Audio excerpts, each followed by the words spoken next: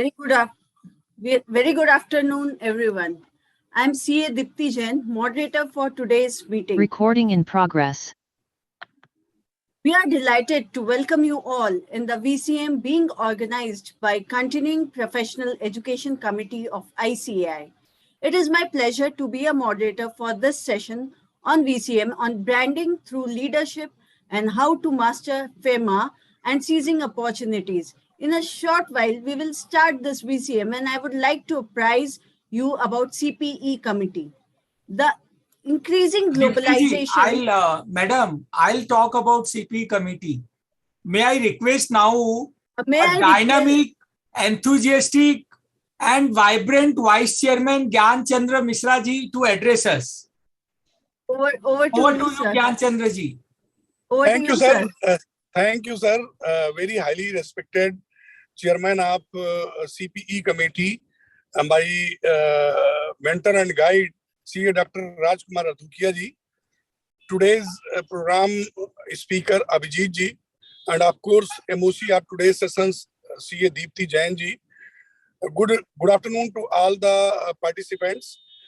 Friends, I, on behalf of myself and as Vice Chairman of CPE committee, I welcome each and every participant, and of course my leader of the profession, CA Dr. Rajkumar Adhukia ji. Friends, CPE committee is taking a lot of initiatives in interest of the members and profession. My chairman and chairman of the committee, CA Dr. Rajkumar Adhukia sir, brief about the committee. I would like highlight 2 points about the initiatives that we are planning this year. Number one, we will try to provide high quality programs in the interest of the members, maximum utilization of the information technology to integrate the program to the last level, last row of the society, of the community, that is the members up to the Mufassil area. And we will try to provide the maximum program related to the industry specific also. I will not take much time as Dr. Adhukia sir is here. I just once again welcome each and everyone on behalf of the committee. And the endeavor of the committee is to provide the best possible CPE quality programs to the members at large. Sir, I will not take much time. I hand over the mic to Dipti Jain to kindly proceed further. Thank you, Dipti, and thank you, CA Dr. Rajkumar Adhukia sir, Chairman of the committee, for giving the opportunity to me. Thank you, sir. Thank you. Thank you, sir, for this wonderful words. Here I invite CA Dr. Rajkumar Adhukia ji, the chairman of CPE committee, and sir himself is the encyclopedia of the knowledge what CA professions, CMS, CS all need. So over to you, sir. Thank you, CA Dipti, Vice Chairman of the committee, very vibrant with the energy, like today we are having a national conference at Agra, and he's there. And, every morning I receive a call from him, Mr. Adhukia, what more we can do for members. And Mr. CA Abhijit Sansgiri, who is a live wire, we did some programs together like Think and Grow Rich. And he's a voracious reader of self-development books. I would request him to mention about that. His self-development books, reading is more important than reading technical books. Like when we make a building of 200 floors, the foundation has to be very strong to withstand the weight of 200 floors. Similar way, these books called, Power of Subconscious Mind, Science of Getting Rich, 7 Habits of Highly Effective People, Psycho-Cybernetics. And if we see the list, we may find 10,000 or more than that. And each one of us, once we form an habit, now my personal library has 1,000 self-development books, maybe 1,000 plus.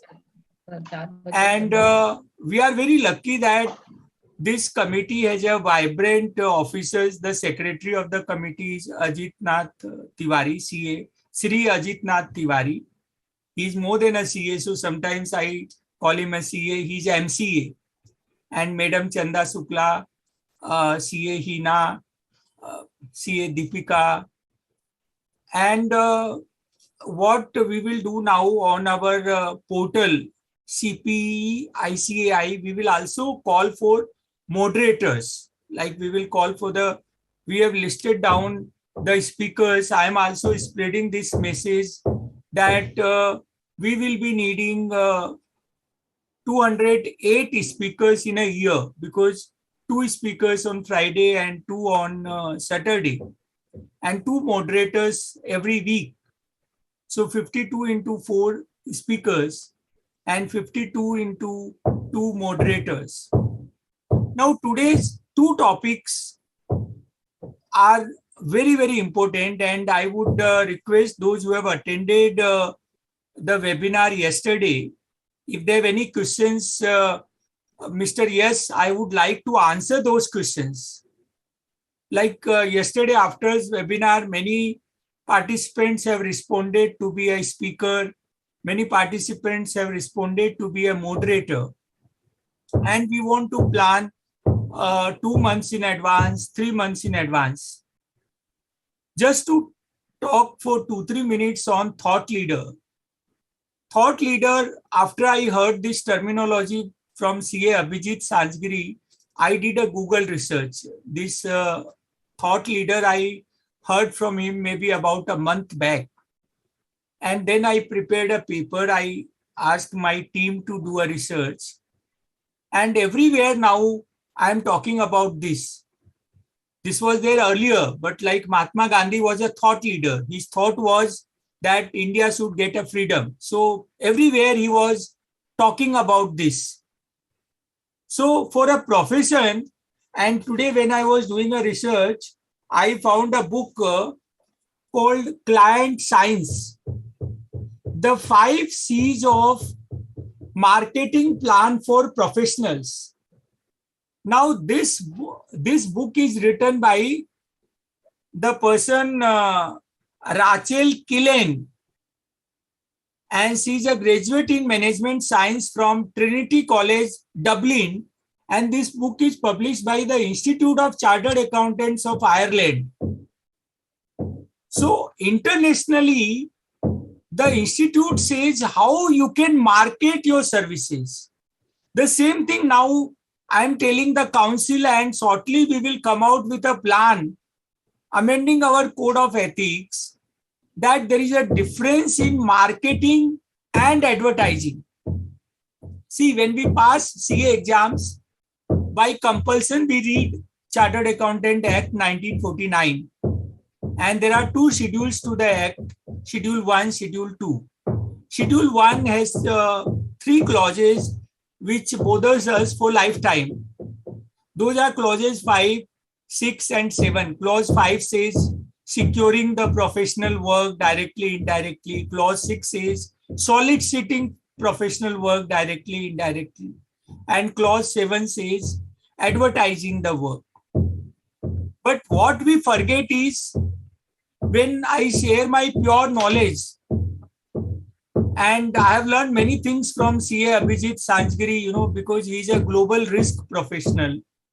And he keep on posting on social media, LinkedIn, Facebook, about article on risk management, thought on risk prevention and risk management. So thought leader is one who is seen and heard. CA Abhijit Sanjgiri will be.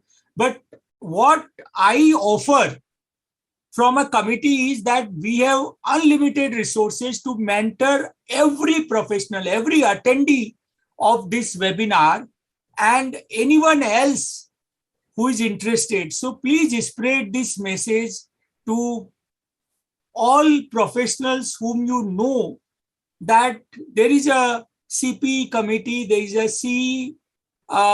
there is a committee on economic law and economic advisory. We have Madam Salini Gulati, who is a secretary to that committee. The second topic of today is on mastering the FEMA. There are 1300 central laws, and about 700 central laws are business laws. And then we have state laws, like within state, we have a labor law, cooperative law, charitable trust laws, stamp duty.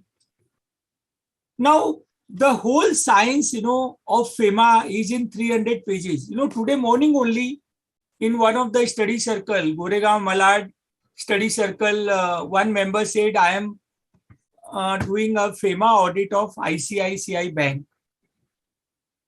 And that member said there are 77 regulations. I said, no, the 77 figure is wrong. Then after 2-3 minutes deliberations, he said, yes, sorry, there are not 77 regulations. Those may be circulars. So the starting, see, every legislation of the country is managed by one of the ministries. There are 53 ministries. And within ministries, there are departments. So like Ministry of Finance, we have a Department of Economic Affairs, which looks into FEMA law. They administer the FEMA law. So in FEMA law, we have a FEMA Act, which is a very small legislation. 49 sections are there. And then we have 5 rules. Rules are made by the ministry. Here it is Department of Economic Affairs. Regulations are made by a regulator. Like in FEMA, regulator is Reserve Bank of India. So the golden rule in FEMA is all current transactions are allowed unless prohibited. And all capital transactions are prohibited unless allowed. So to understand any subject in the simplest manner, read like a novel, browse through act, first you browse through the act, then you browse through the rules, and then regulations. And then, the versions, like this FEMA 99 is a version 3. We had FERA 47, we had FERA 73. And now, so the act name is management. So this is a civil law. Under section 13, there is a penalty, 3 times the amount involved. There are compounding provisions. But believe me, any new legislation, I guarantee you can master in 80 hours or maybe less than that. So if you find out, say 16 hours in a week, and then you will see that yourself you are able to master in 6 weeks a subject. And we are there to mentor you. We will tell you how to get the work, how to use social media, how to put your knowledge. See, if I tell I am expert in FEMA, no client will come to me. But if every day I do a posting that this is a liberalized remittance scheme, this way an NRI can invest in India, in this rule you can acquire a property outside India, or in this manner the FDI can come, or there is a ODI, overseas direct investment, then I can assure you with 1 month social media posting, the clients will be pouring to us.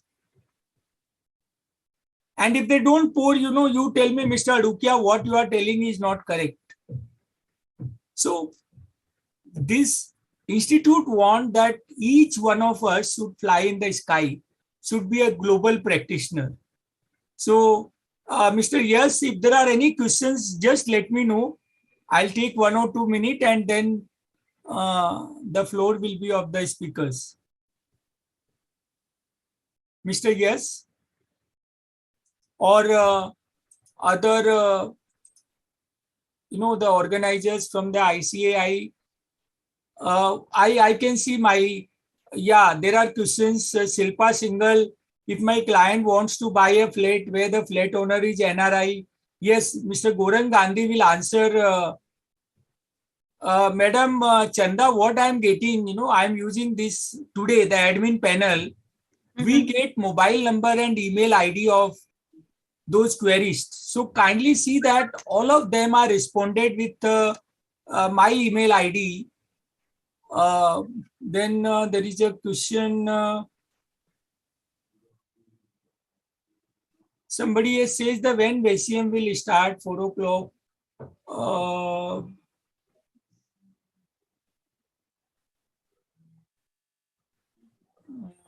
There is Sachin Kishore, he says. So there are not many questions. There are their offer and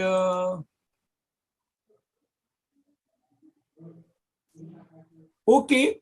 We thank all those 15 queries who have made their purchase. They are, Abhijit, they have become thought leader. They have put their mobile and email ID by saying hello. That itself is a big achievement. Because then we will be start sending email to them. Ki how can we assist you? So wherever we go, in a cooperative society meeting or in a wedding party, we should make our presence felt by value addition.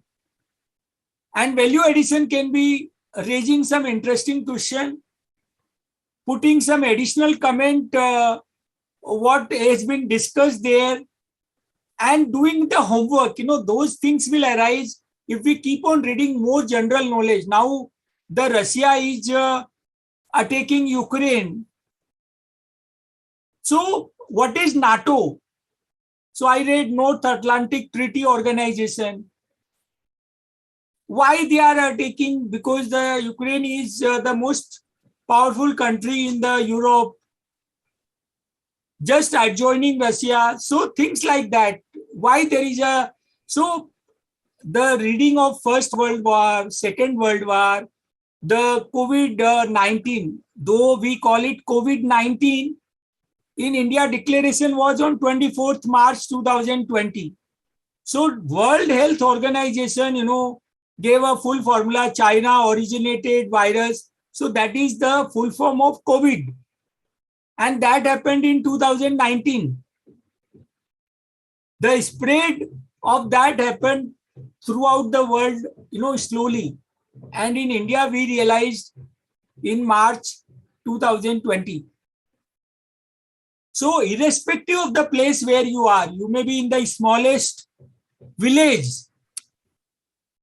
But if we acquire a knowledge which no one else is having, the person from anywhere will come to us. From London, they will come to us. From America, they will come to us. From Japan, they will come to us.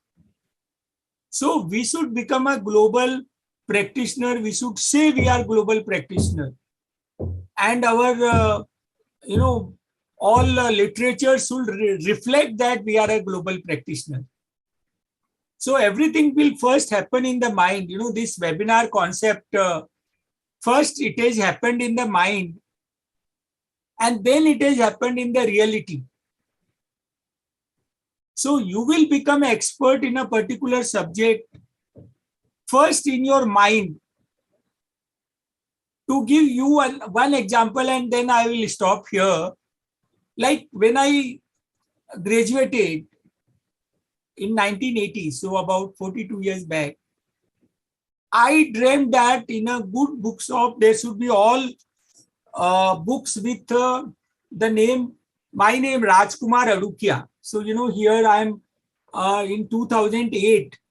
There's a book on practical handbook for exporters. So like FEMA is not only FEMA practice. Once you will start reading FEMA, then you will start how the clients in India can do export throughout the world.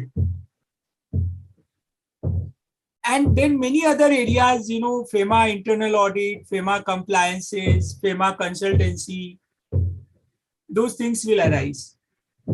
Thank you very much for joining this webinar. Please volunteer yourself to be a speaker, to write background material on, maybe 500 subjects which we have selected. The honorarium is a reasonable 500 rupees per page. volunteer to become moderator. Thank you. Over to CA Dipti Jain. Thank you very much, sir. It was very enlightening and encouraging words from your side, and you have given various tips and tips for us to improve ourselves in various aspects. And here, taking the session ahead, here I will introduce our today's speaker of the session, CA Abhijit Sanjgiri, who is a chartered accountant and having experience of over 3 decades. He is an animal activist and blogger who likes to collect currency notes and coins. He is a blogger, author, mentor, and speaker.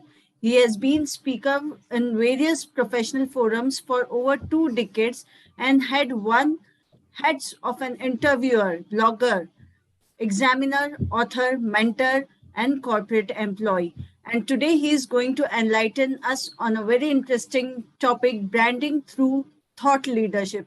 Topic itself make us to think what this new thought leadership is. So over to you, sir. Fine. Thank you. Thank you, Adukya ji, for giving me an opportunity to share my experiences. Thank you, Dipti, and other colleagues. So let me start right away. The topic is branding through thought leadership. So we dissect this topic into two parts. One is branding and what is thought leadership. And as Adukya ji has already said, thought leadership is nothing but your knowledge. It is your experience. It is your expertise. It is all the ideas that you have, that you share, ideas that command respect, ideas that merit attention, ideas that are futuristic. So when I mean futuristic, ideas which are practical application of the knowledge, which is we move from an era of information overload where there is a data surplus. So we move from data to information to knowledge, and we move to wisdom.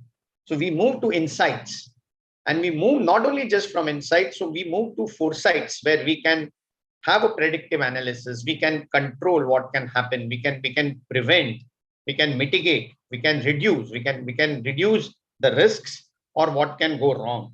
So a thought leader is one who sets the tone. He basically stands unique, distinct, and is well known, well respected, well admired for his knowledge, for his wisdom, for his ability to inspire, for his ability to motivate, for his ability not just to transform, but to transcend. And you had brilliant thought leaders like Mahatma Gandhi ji, you had leaders like Nelson Mandela, you had leaders like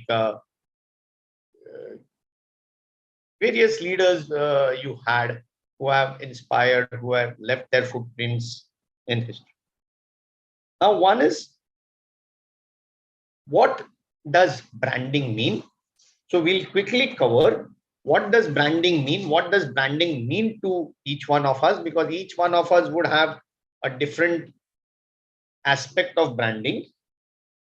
Then we cover what are some few well-known brands and what are these qualities in the brands that we would like to emulate. Then what do you want, or what would you want your brand to be based upon? What could be the foundations on which your brand would be built? And how do you create your brand? So some techniques on creating a brand. And then we wrap up and linking it to thought leadership, which we've already talked about. And as said, we are what we think. What we think, we become. Our thoughts lead to our actions. Our actions lead to habits. Habits lead to behavior. And if those behavior becomes consistently a pattern, then that's what shapes our destiny. So finally, we are what we say a product of our thoughts. So if we lead by our thoughts, we gain the thought leadership, we can command the respect and the recognition that we not only individually, but as a profession, we could get for all of us as chartered accountants. So what does branding mean for all of us? It could mean various things. So one, it could mean presence. So presence, in when you are in a room, you basically own the room. When you're speaking, you own the stage. When you're performing, you own the area where you're performing. So you own, you control, you command. So presence. Then the positioning, how you would want to be presented, how you would want people to know you.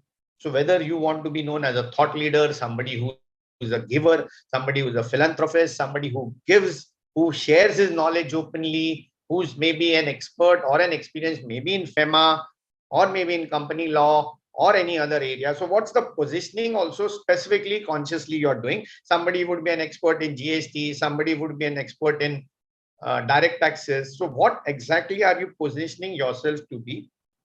What is the recall value? If you're making a presentation anywhere, does it get forgotten immediately when you leave the room, or is it remembered long after? Are you called again for a presentation because you were so good? So what's your recall value? What is the perception you have created in others' mind? Because perception at times trumps reality. So what is the perception?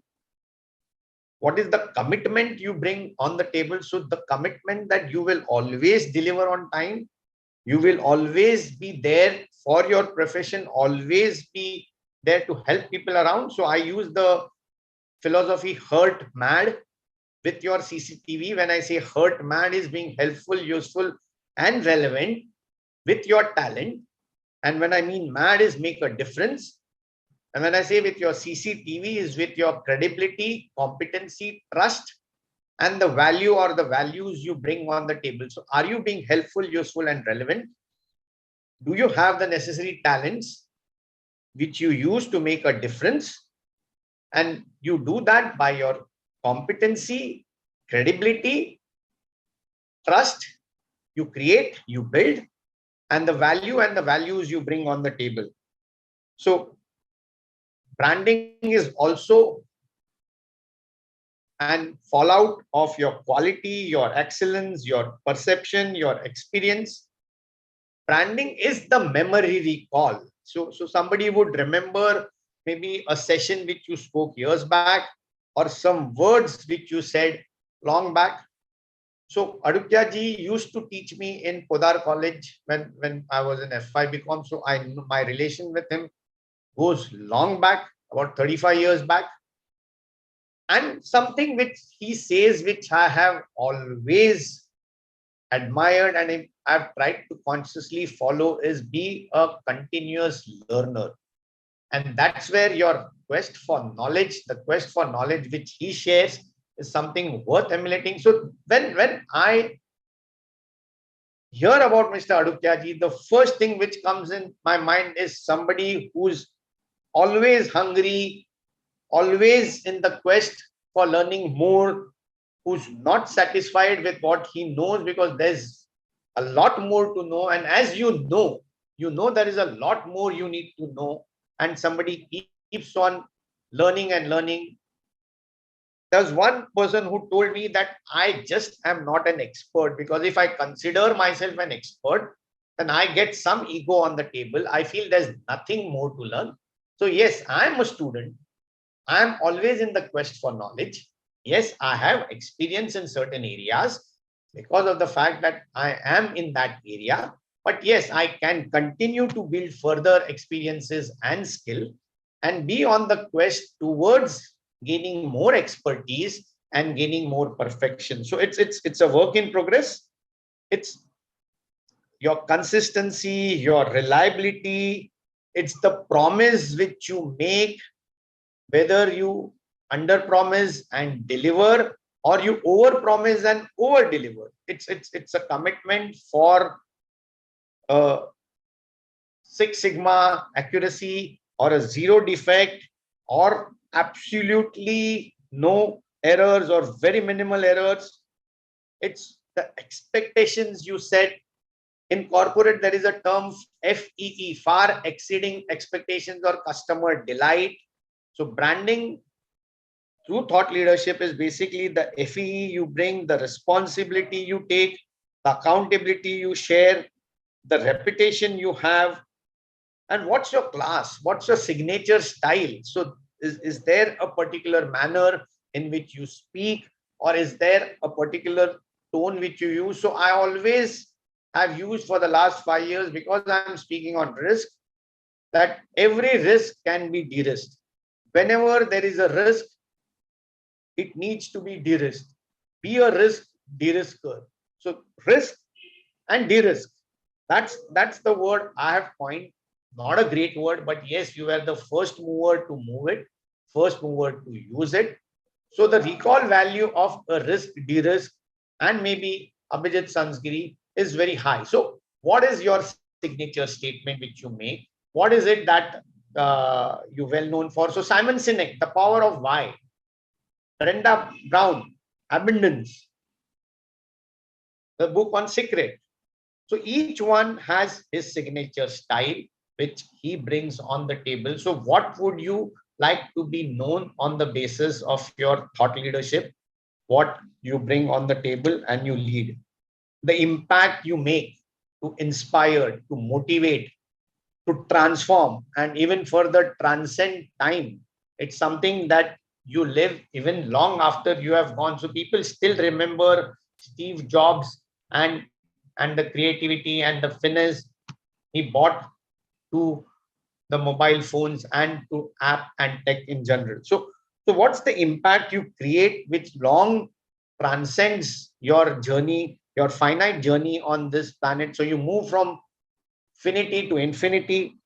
The confidence which you bring, the confidence which others have on you, your skills. Skills are most important because you hired for skills and your attitude. So you are learning, you are developing your skills all the time.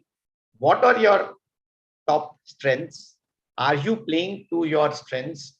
There is always a way to find your skills. There is a skill finder test. Please take it out of interest. Find out what your top skills are.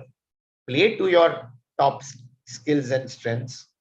What is the emotional connect that you bring about? Because people like people buy from people. They like emotions. There is an emotional connect.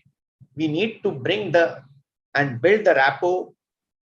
So rapport and your connectivity, your relationship is what matters. So are you bringing that emotional connect? Are you really connecting well with your stakeholders, whoever they are?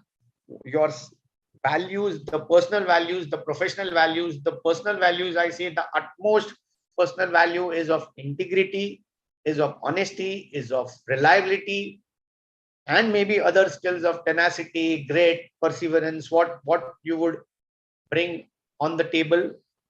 So what is basically the image, the charisma, your executive presence you bring, your appearance, your behavior, the ABC as you call it, the confidence, the digital quotient, what is your emotional connect, the emotional quotient, and are you the preferred choice? And if you are the preferred choice, why are you the preferred choice? So if you take XYZ as a subject, okay, this is the preferred choice. If you want to go to an XYZ restaurant, this is the preferred restaurant. If XYZ is the mobile phone you want to buy, this is the preferred mobile phone. So each one has a preference, and that preference is what commands a premium over others. So a brand is one which is commanding a presence and which commands a premium because he's in a niche area and he's something which is commanding a presence there. So it's the differentiating factor, it's the uniqueness, it's what we call as a niche in a core competency. So this is what you bring, and the leadership to serve. It's what we do is we always say we are partners in nation building. We're there to help others. If we genuinely and sincerely help others, help them grow and develop, obviously you will get the financial necessary income which will come to you as a byproduct. If you actually go and chase it, it may not come to you. You chase client satisfaction, you chase client delight, you chase perfection, you chase commitment, you chase delivery. That's what is thought leadership all about. That's what branding is all about. So, do you want to be that role model? Do you want to be that icon? So, you need to basically develop, you need to grow, you need to professionally put in the manners, the hard and the smart work really matters. So, select a area which you feel you are good at. So, the Ikigai model, it's not just what you like, it's what you are also good at, and it's what is also there for which there is a real demand. And when you are satisfying a demand, you are basically being somebody who's a must to have. It's not just a good to have, it's a must to have. Are you actually solving their pain points? Are you actually being somebody who really gives them a value for money service, who would basically not just be a multivitamin, but the actual painkiller?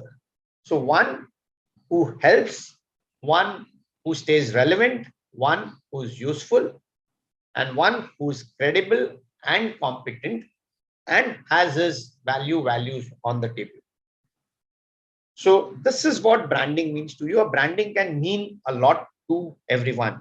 So if in a longer duration exercise, we can all write what branding means to us. We could all, maybe you could also put up in the chat what branding means to each one of us. If there's something which maybe I would have missed out, maybe you can add, and maybe we can look at how do we develop these skills.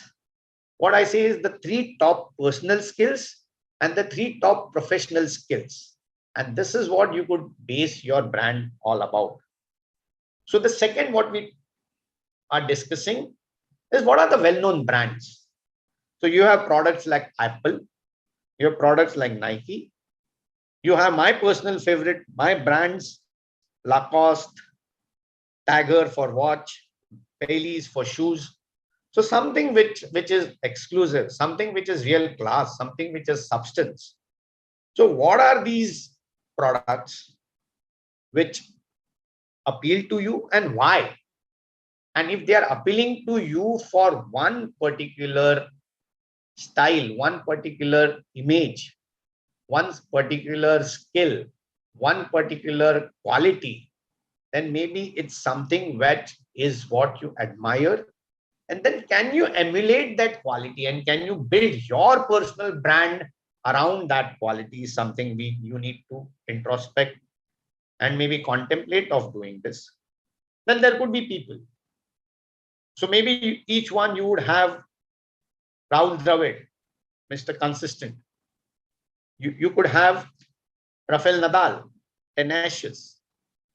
You could name anybody. Our Prime Minister Narendra Modi, a lot of skills, a lot of personal values he brings on the table. Which is there something which you can pick up from certain people who are your role models, who are icons in their own way, and can you build your personal brand around these skills, around these values, around these traits? So who are these people? Who are these products? And whether on these people and on these products, the particular values, or the skills, strengths, what they have, can I bring it on the table and I can start building up my brand on this? Then why do you want to create a brand as a thought leader? What would it bring to you? Obviously, there'll be honor, there'll be recognition, there'll be respect, there'll be appreciation, there will be acknowledgement. You will command a premium in the pricing of the service you may give. There's personal growth, satisfaction, inner peace, joy, happiness, satisfaction, contentment. You feel a sense of fulfillment. You feel you have led a life which is actually worth living. You feel worthy. You feel internally blessed. It's a matter of pride. It's a matter of self-pride. It's the fact that I've been able to achieve my potential, to do full justice to my talents. It's the capacity that I may be able to influence, inspire, illuminate, ignite. I would be able to enrich. I would be able to enlighten people. And finally, as I say, from transformation to transcendence. So I could do a lot of things if I build a personal brand. And this would be something. And overall, it's what people talk of you, as they say, when they meet you at your funeral, or what do they talk about you when you're not there in the room, or what do they talk about you behind your back, or what is the perception which you have created in the minds of others. That's what branding is all about. That's what thought leadership is all about. So what would you lay the foundations of your brand on? Each one will obviously have his own foundations on which he lay his brand on. So one could be competency. And obviously there's no better way for a professional than to start by building his brand around competency. And we all know that we have knowledge. We can always keep on mastering the knowledge. So whether it's 80 hours, as we say, to initially gain some knowledge of it, or maybe 10,000 hours, as somebody had said, to completely master it, maybe just ballpark figures. But yes, do we have the necessary competency? Are we recognized experts in that area? Are we thought leaders of that area where we set a unique notion? So basically, are you the TEDx of thought leadership? So TEDx is well known for its uniqueness or the specific differentiating ideas that one brings along the table. So do we bring that PhD aspect of ours, the doctorate of ours? Have we written a research paper on that? So it's all about competency. Then it's all about objectivity. It's again, if you see our ethics, the key values: competency, objectivity, integrity, and transparency. So all these four values of ethics. So is our brand being built on objectivity, being impartial, being absolutely fair? On integrity, again, integrity is absolutely non-negotiable. Are we walking the talk? Do we set the right tone at the top? Do we practice really what we preach? Does our charity truly begin at home? So this is what the foundations of our brand. If we want a rock solid foundation, the concepts of competency, objectivity, integrity, trust, and transparency. Then what, as I said, the values that I bring on the table? What are my personal values and my professional values? So when I look at professional values, is it that I have the ability to work hard? Am I creative? Am I thinking critically? Am I good at my communication skills? Do I have the necessary discipline, determination, and dedication? Am I relentless in my pursuit of attaining my goal, come what may? Do I have that fanatical obsession? Do I have the tenacity? Do I have the grit? Do I have the patience? Do I have the perseverance? What are my values on which I'm really playing upon? Humility, the hallmark of a true servant leader, the highest of all the leadership virtues I have. Do I have a complete absence of ego? Am I really grounded? Am I realistic? So humility, to be humane as a human, is what do I really bring on the table? Do I exude? It's not about the clothes you wear. It's how you portray, how you carry, how you radiate your knowledge. how you make your presence felt in the room, how you enlighten people all around you with your thought processes. So do I have the passion? Again, it's said that passion at times is overrated. But if you have a passion and if you do what you really love you're doing, then you may not feel as if you're working and stretching yourself at all. So are you really passionate about doing something, as I call a fanatical obsession about doing it, not resting till it's achieved? The dream of doing it does not let you sleep also. So are you a dreamer plus somebody who believes in putting your dreams into real action? As the Nike slogan says, just do it. So it's all about the energy, the enthusiasm, and it's all about the energy. It's all about the vibrations you create. It's all about the focus, and focus goes where the energy flows. So is your energy flowing in the right direction? Are you really focused? Can you really hit the bullseye? Can you really be spot on as far as your target or your goal is concerned? Do you have the hunger to learn and keep on learning and learning and learning more? You continuously stay hungry, you stay foolish. That's the title of a well-known book. And I use another acronym. In this era, you need to be fast. And when I mean you need to be fast, you need to be flexible, you need to be adaptable, you need to be speedy, and you need to be timely. So are you really fast? And one more skill which all of us should have is the skill of persuasion and the skill of negotiation.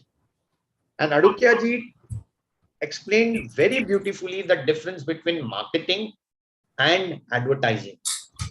And we are always marketing at all points of time.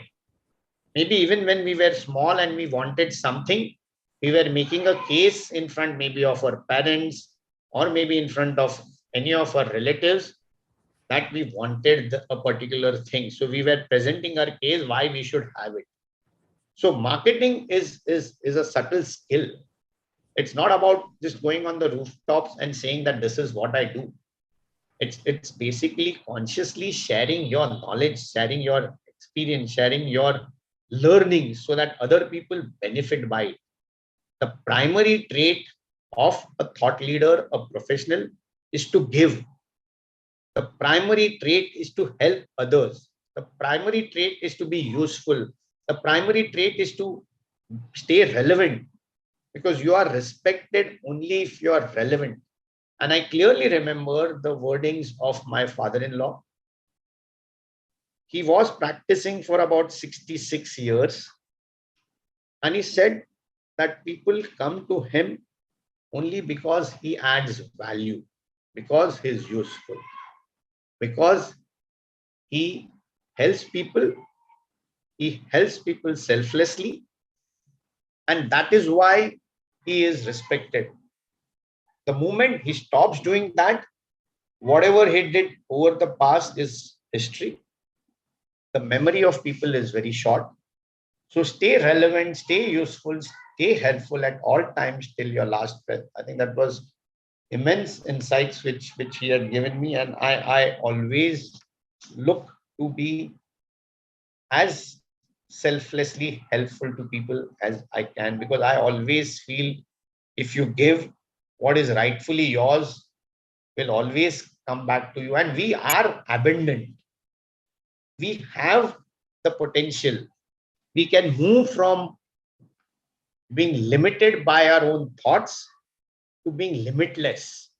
And that's what is the power of thought leadership, and then the power of branding to gain us the necessary respect, appreciation, and recognition. So building rapport through trust is what it's all about. So these are some of the key elements on which you could build your brand upon. Then how do you actually go to create your brand? So basically converse with people.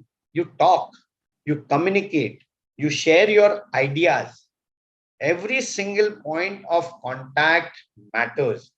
You're always under scrutiny. You're always being watched. So be at your best at all times. So converse, make your presence felt, communicate, whether oral, whether written. Communicate. You share your views, share your ideas, keep on writing, spread your knowledge, give your insights, writing articles. So contributing to CA journals, contributing to various publications which the institute does, contributing to continuing professional education seminars. We have 52 weeks, Saturday, Sunday, 2 speakers each. There are 200 opportunities available. Subjects have been laid down. What are you actually waiting for? I think that's a godsend opportunity for us. So time and tide wait for no one. I would sincerely appeal, please grab this. Please make use of it. Please sharpen your saw. Please grow and develop your skills. Let the entire country know about your knowledge. Be open as a giver. And as you give, so shall you receive. So go ahead. Take opportunities as they come. Position yourself. It's not just about the titles you earn, the qualifications you have, the certifications you possess. It's all about how you use this to help others. So it's how you make others benefit by your knowledge is what matters. People don't care whether I'm a chartered accountant, whether I'm a lawyer, or whether I have 10 other degrees, or whether I've done X, Y, Z. What have I done for them? What is in it for them?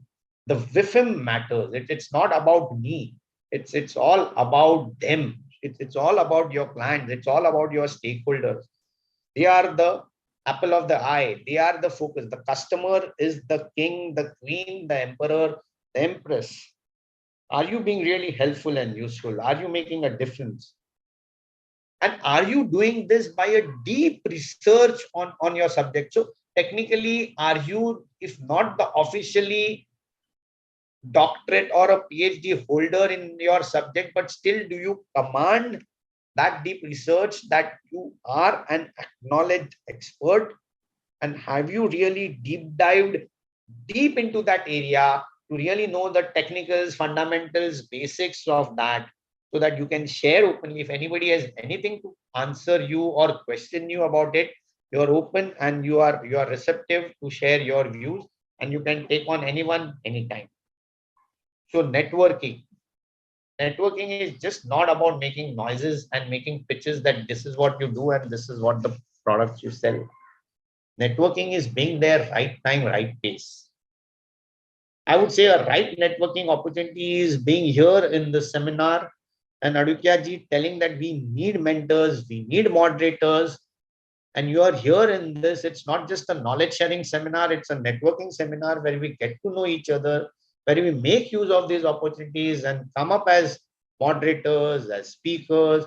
And that's where is the first starting step for us to go ahead in the speaking journey. So everyone absolutely started from zero somewhere. The point was he or she started. So the journey of 1,000 miles begins with a single step, as the serial was there, Saas Bhi Kabhi Bahu Thi. So you are always a beginner. Everyone was a beginner at some point of time. Even Sachin Tendulkar has played college cricket or Ranji Trophy cricket or the Kanga leagues. So you start somewhere. So start. It takes time, but as the Chinese bamboo tree, you'll see compounding growth over a period of time. So work on your SWOTs. What are your strengths? Play to your strengths. Let the strengths create opportunities for you.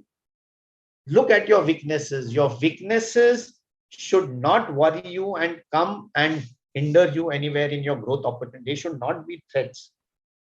There was a subject we studied in TYBCom or SYBCom called Joharis Window. It's what are the 4 dimensions about you, what you know, which everyone knows, what you know but others don't know, what others know about you but you don't know, and there's something which you also don't know and what others even don't know. So this was a theoretical concept which we learned in college.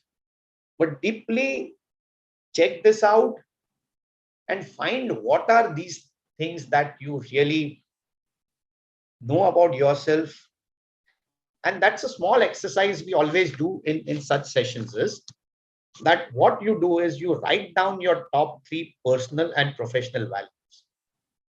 So one exercise for all of you, please write down your personal and professional values and then ask 10 of your close colleagues.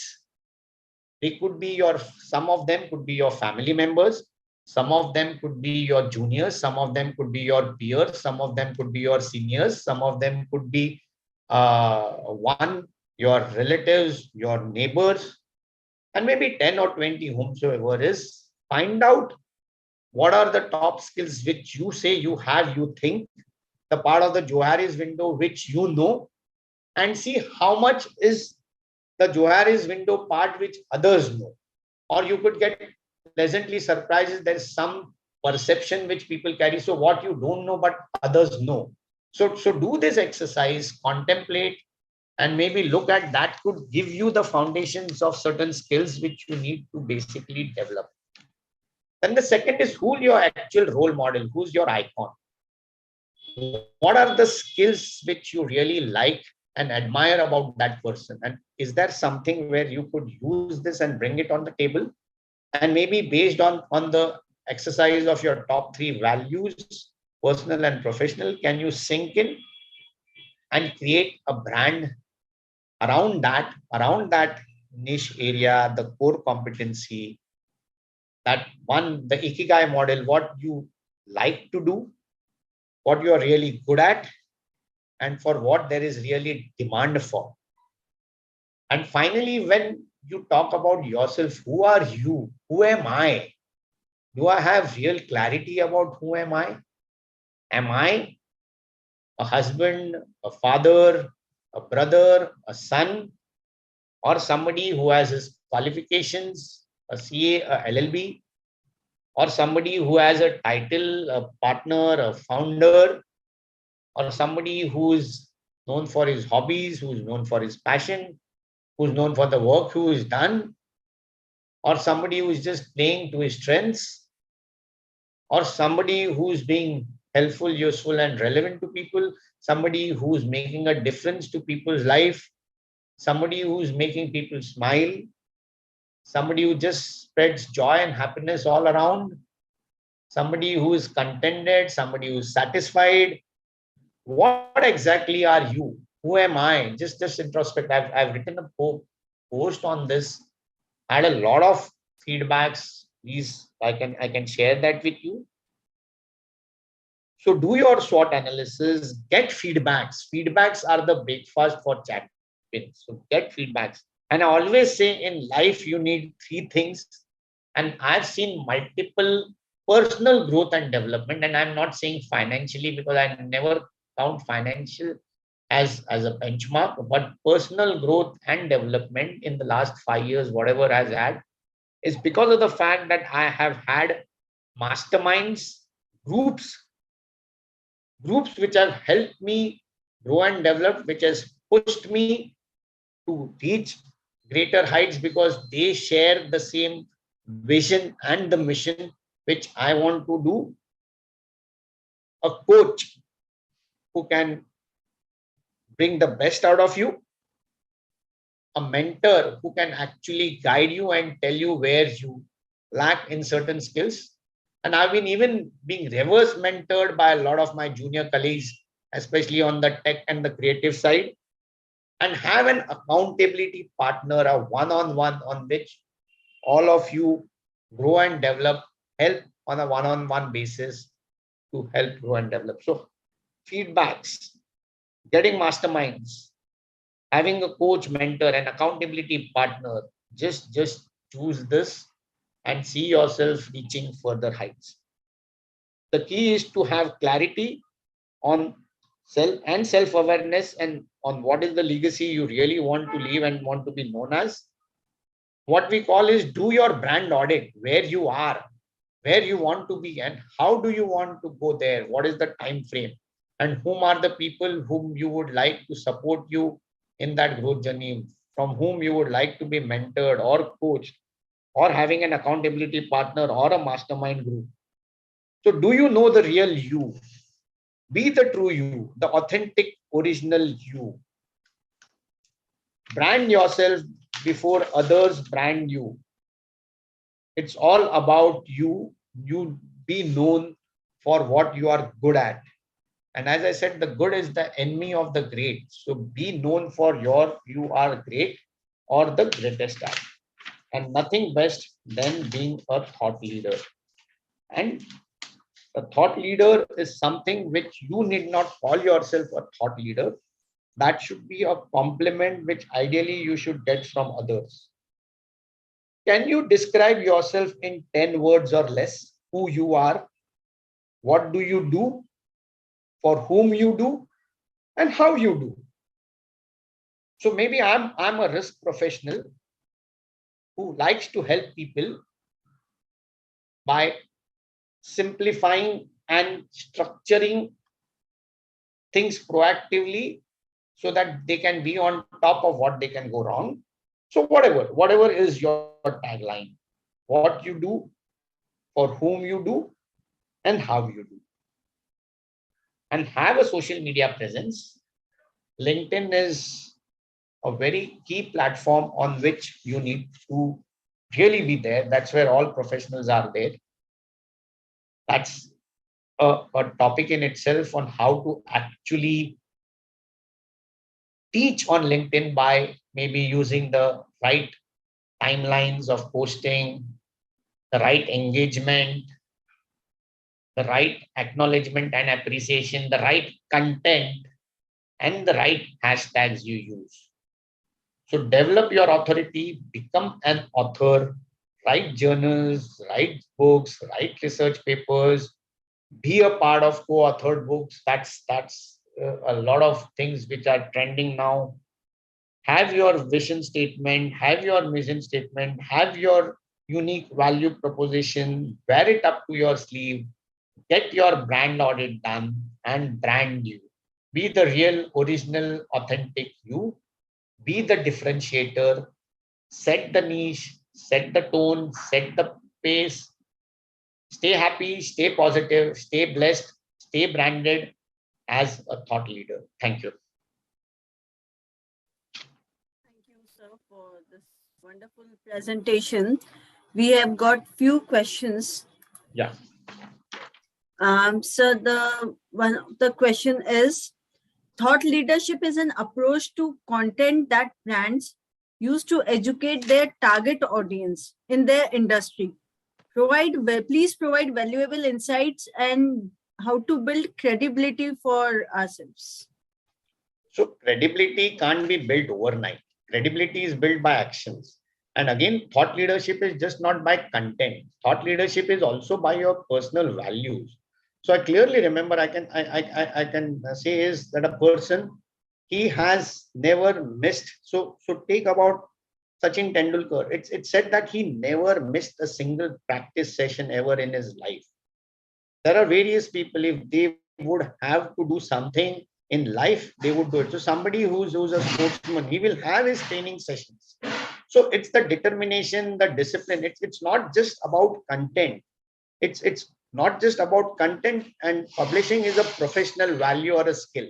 It's also about your personal value. It's how you blend that over a period of time and how you make that commitment. So एक बार आपने commitment कर ली तो आपकी भी नहीं सुनेंगे. वो commitment will just take you forward. I think well-known dialogue from Salman Khan's movie. And there's another dialogue I think from the movie Om Shanti Om, or ye ki if you are going towards something, then the entire world will conspire and help you achieve that. I think so. Just started the journey, as I said, of 1,000 miles begins with the single step.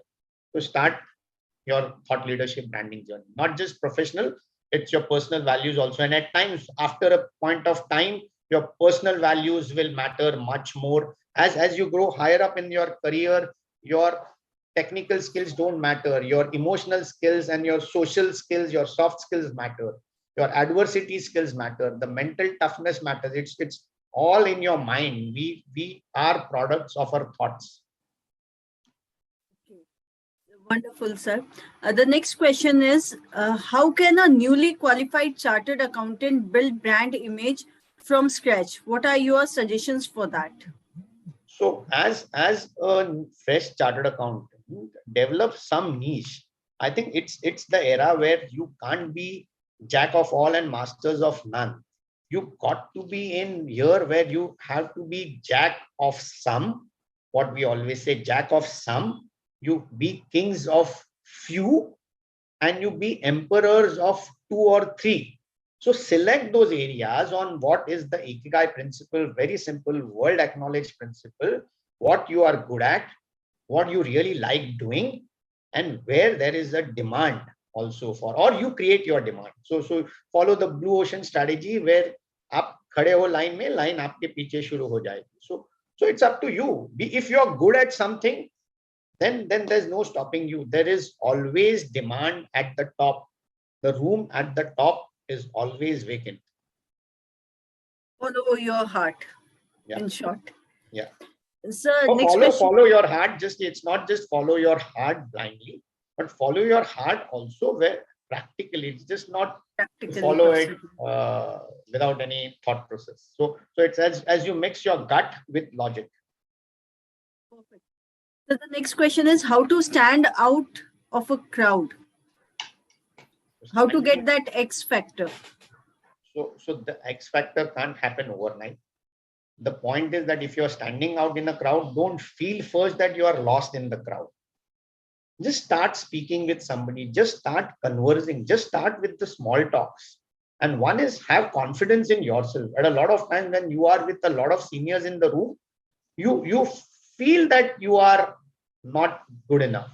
So don't let anything come in the mental frame that you are not enough. And there is a very powerful statement. Maybe I'll share that later. It's a beautiful quote that we are powerful beyond measure. It's that we just don't know the Hanuman within us. And Hanuman, as the god, he had to be reminded that he can just make one jump and get the entire mountain lifted. So all of us have the strengths. The point is we are not focused or we don't have the confidence in us to basically do that. And when I say it's just have clarity and just have that attitude. So CA, as we say, will stand. The C should stand for clarity. The C should stand for competency. The C should stand for credibility. And the A should stand for attitude of abundance. I think that's what I think we should brand CAs also differently as somebody who's a competent, credible, and a confident, abundant attitude professional. Wonderful. So the next question is why is that CAs are weak in their Viva voice, but MBAs are very strong in that? I mean, why do you think so? I don't agree. It's all in my mind. I don't agree. See, finally, even an MBA was not born with that great skill, right? He was also a human. So he's practiced and developed that skill over the way. We have our GMCS, we have various forums. So I though speaking in professional forums for over 20 years, I still felt I had a lot to learn. So I joined the Professional Speakers Association of India. I joined a speakers tribe of Australia, which helped me hone up my skills. I learned under a Dutch communication mastermind. I'm still learning. I had a personal coach. I had an accountability partner. I had a mastermind. So I have been learning. And I am basically, if you ask Aditya ji on how to be a continuous learner, we can take a topic on that and just emulate some role models. And just be relentless in your pursuit of knowledge. I think it's just a matter of time. If see, nothing can stop us from becoming what we want to be. It's only we who limit ourselves. Perfect. Perfectly. All the ifs and buts are our own self-created imaginations. Agreed. Yes. Perfect. Yes. So that's with all the questions we Thank have you. got till now. And thank you, sir, for this wonderful session. And what we have learned, I'll just quickly sum up that brand is not just a logo, website, or your business card. It's an expertise, the experience which we offer to our clients, to our people around us, and individuals need to develop this brand for themselves. Whatever your areas of expertise, we can take steps or efforts to make people think of you when they think of your field. Products are made in the factory, but brands are created in the mind.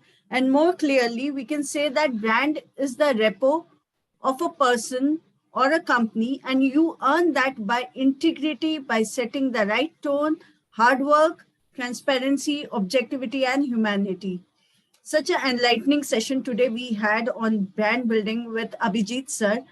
And most importantly, doing our own brand audit is altogether a new concept, which we as a participant and listener definitely going to work upon.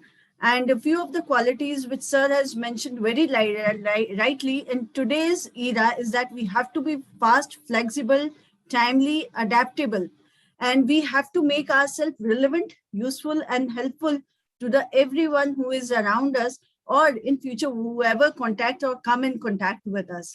With these words, I propose a hearty vote of thanks to Abhijit sir on behalf of Institute of Chartered Accountants CPE committee. We would like to hear you more, sir. Thank you very much for joining us today. Now, quickly moving on to the next session on how to master FEMA and seizing opportunities, we have got a very learned speaker with us, CA Gaurang Gandhi. He is the practicing chartered accountant and holds a degree in law. He has having private practice since 1987 and specializes in corporate law and taxation, international taxation, transfer pricing, foreign exchange regulations, and financial services. He is a regular contributor to various professional journals, publications, and magazines. He is a regularly faculty at various seminars, study courses, and meetings, and has been associated with the drafting of representations to the government on FEMA, non-resident taxation, transfer pricing, etc. He is the author or co-author of following books: FEMA and Taxation for Non-Residents, Exploring DTAA, a study on tax havens, Exploring FEMA, original and revised, Doing Business in India. He is the member of International Taxation Committee of the BCAS, Bombay Chartered Accountants Society, and he is also the core group, or he is also the member of the core group of BCAS. With these words, I here invite CA Gaurang Gandhi ji. The dais is all yours. Thank you, Deepika ji. Thank you, Dipti ji. Thank you, Rajkumar ji, for giving me this opportunity to present my views on this subject. I would straight away like to share the screen and go ahead. And if the participants have any question, I would be glad if they'll stop me and ask the question at that point of time so that the doubts, if any, can be cleared. Sir, we have participants have joined from a different link. So we have already got a lot of questions with them. So at the end of the session, we'll take the questions from the participants. No problem. Yes, sir. Please continue. Yeah. Is the screen visible? Yeah. Yes, sir. Please keep it on. Yeah. Perfectly visible, sir. My topic today is mastering FEMA and seizing opportunities in FEMA. FEMA, as you are all aware, is a very small law. As we'll see ahead, I have divided the topic into the following four groups. First is the structure of FEMA, then basics of FEMA, then the review of a transaction checklist, and allied acts and pronouncement which you need to get an expertise or a little basic, more than the basic knowledge of the FEMA law. Beginning with the structure of FEMA. FEMA, as I said, is a very small law. It contains only 49 sections, and maybe it is one of the smallest laws in the country today. The law is divided into this part. The first two parts are the preliminary. As we all know, the first section of any law is thus that what is the law, it gives the name of the law. Then the second gives the definition. The third to nine are the substantive parts of FEMA. And whenever you look at any transaction, it will be always advisable and better to look at it from the point of view of section 2 to section 9, because most of the transactions will be covered in that, most of the procedures will be covered in that. So section 2 to section 9 are the substantive sections of FEMA, which give you the details about how to go about the transaction. The other section is section 10 to 12 deal with the authorized person. Then 13 to 15 deal with contravention and penalties, including compounding. Then adjudication and appeal is dealt with between 16 to 35. And Directorate of Enforcement, EDSB, popularly known, is dealt with by under section 36 to 38. And miscellaneous sections are section 39 to section 49. Now, the section 1 deals with the title, extent, applicability, and commencement of FEMA. FEMA, as you all know, is the Act of 1999, but it commenced on 1st of July 2000. So, in spite of being a 1999 Act, it has commenced from 2000. Section 3 and Section 4, prohibition of certain transactions under FEMA. Then Section 5 gives the general permission for withdrawal of foreign exchange for current account transactions. Section 6 deals with the permissible capital account transactions and regulation for certain capital account transactions. As you are all aware, capital account transaction means is controlled by the central government as well as the Reserve Bank of India. Previously, the Reserve Bank of India was the only controlling authority for capital account transactions, and the central government was the authority for notification and controlling current account transactions. But now, with the amendment to the Finance Act 2015, central government has taken away most of the control for capital account transactions from Reserve Bank of India. And except for debt instruments, most of the other transactions in capital account transactions are covered by or controlled by the central or regulated by the government of India. Then Section 7 deals with exports of goods and services. Section 8 deals with realization and repatriation of foreign exchange.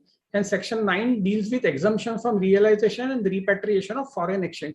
So if you know these basic sections thoroughly, then you are well versed on the well-known course to commence your practice on FEMA. Certain important definitions of FEMA are Section 2E, which deals with capital account transaction, Section 2J, which deals with current account transactions, Section 2L, which deals with export, 2P with import, 2T with notify party, and Section 2U with person, and Section 2U again with person resident in India and person resident outside India, as well as Section 2ZE, which deals with transfer. So these are the important sections for which you know the definition under FEMA. For basically how to go about starting your practice or becoming an expert in FEMA, you have to read the following acts or regulations. First is the FEMA Bear Act, which I said is a very small act of 49 sections only. Then rules issued under FEMA. Now this is a different thing. The RBI in the previous few years, in the last few years, have come out with so many notifications. So many times it becomes difficult to keep a track on the notifications. But yes, if you want to specialize in FEMA, then you have to read the rules as well as the regulations which are issued by Reserve Bank of India and the Government of India. Then FEMA notifications again issued by the Government of India and Reserve Bank of India. Then APDIR circulars. These are directions to the bankers. Basically, it tells the banker how to interpret FEMA and how to read the notifications and how to read the regulations. So this is, they put it in a simple way so that the banker does not get confused, and basically it is directed towards the bankers. Then these are the master directions. Previously, they were called master circulars, but subsequently after 2016, they have been renamed as master directions, and they are a compilation of all the various circulars and notifications under FEMA put in a simple language and in a logical fashion. So every time when they come up with a new circular or a new notification, they amend the master direction to incorporate it, so that at one place you get all the total law which was previously there, which is now amended. So it is a compendium of all circulars and notifications. Then you have to go to the FDA policy, which is issued by the government. practically it has been issued every year. So you have to look at the FDI policy, which is issued by the Department of Promotion for Industry and Internal Trade. And so this is the department of the Ministry of Commerce and Industry which issues this FDI policy. And the press notes also issued by the Ministry of Commerce and Industry with relating to the FDI policy. Now, structure of FEMA is FEMA Act 1999, then regulations and notifications. Original notifications are of 2002 and amended notifications are of 2016. So up till 2015, all the notifications were part of the original notification. Then after 2016, they have come out with amendments and all original notifications are renumbered as R. So if it is notification number 3, it will be 3R now after 2016. So these are the amended regulations and notifications. Then APDIR circulars, these are directions to bankers to ensure FEMA compliances. Then master directions, they consolidate individual APDIR circulars on a particular subject. Then FDI policies and press notes, as we have seen earlier. Now, based on what we have said, who is the author of the APDIR circulars? Government of India, Reserve Bank of India, DPIIT, or concerned Ministry of the Government of India. The APDIR circulars are issued only by the Reserve Bank of India and they are issued for the benefit of the bankers. So always keep in mind that APDIR circulars are issued by Reserve Bank of India. Then how do you know whether a transaction is covered under FEMA or not? First of all, you have to see the date. Now, as of today, everything is covered under FEMA because FEMA became applicable from 1st of June 2000, as I said earlier. Then the residential status of the person, whether he is a resident or a non-resident. So if there are two transactions between persons who are resident in India, then FEMA will not be applicable. But if both the persons are either non-residents or if one is a resident and one is a non-resident, then the transaction would be covered by FEMA. So FEMA covers transactions which are basically between a resident and a non-resident.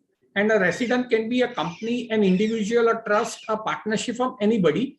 And similarly, a non-resident can also be an individual, a company, a partnership firm, a trust, AOP, anybody can be a non-resident. So if it is a true transaction between two non-residents or a transaction between a resident and non-resident, it would be covered by FEMA. The nature of the transaction, this is very important because depending on the nature of the transaction, withholding tax provisions or TDS provisions will be applicable. So you have to first determine whether the transaction is a capital account transaction or a current account transaction, and then determine the taxability or the tax liability for that transaction. Section 2.5i says that, and section 2.5.2.4 says that a person is regarded as a resident in India if any person or body corporate registered or incorporated in India, that is a company registered in India, an office, branch or agency in India controlled by a person resident outside India, that is branch offices of non-residents or foreigners, foreign companies, foreign individuals, branch offices in India, or an office, branch or an agency outside India controlled by a person resident in India. So if a company has a branch outside India, then it would also be covered by FEMA. So indirectly, FEMA is extending its scope from India to outside India by way of these transactions, which are covered by, because a branch is owned by a person who is resident in India. Say, for example, you have a branch office outside India, then it would be covered by FEMA. The branch office would be covered by FEMA and the transaction would be governed by the FEMA Act. A capital account transaction is a transaction which alters assets or liabilities, including contingent liabilities outside India of a person resident in India. Now, one very important thing, and which we as accountants generally do not realize, is that the definition of a capital account transaction under FEMA is totally different from the definition of a capital account transaction under accounting standards. So we have to look at it very carefully, and because the FEMA definition is an economic definition and accounting standard definition is a financial or accounting transaction. So please keep in mind that assets or liabilities, including the contingent liabilities, if they are altered, then it would be a capital account transaction. Then assets or liabilities in India of a person resident outside India includes transactions referred to in section 6.3 of FEMA. Section 6.3 is a very substantive section, and it deals with all the transactions which are of capital account nature. Basically, only transactions involving debt instruments are in RBI domain. All other capital and current account transactions are in the Government of India domain, as I said earlier. So for example, you may have a transaction like you're purchasing machinery. But say, for example, if there is some outstanding payment payable at the end of the year, then it would be said that it's a capital account transaction. But say, for example, you have purchased a machinery outright and there is nothing to be paid further, then it may not be a capital account transaction under FEMA. It would be a current account transaction because it does not alter your assets and liabilities outside India as on the date of the balance sheet. So as on 31st March, if your assets and liabilities are not altered, then it would not be a capital account transaction. It would still be a current account transaction. While for accounting purposes, it would be a capital account transaction because you are buying a capital asset. It will go in a fixed asset schedule. So this is a difference. FEMA definition is an economic definition, while as our balance sheet definition or accounting definition is a financial definition. This is a big difference between the capital account transaction under FEMA as well as under the accounting laws. Now let us look at the definition of current account transaction. A transaction other than a capital account transaction and includes following payments and expenses is a current account transaction.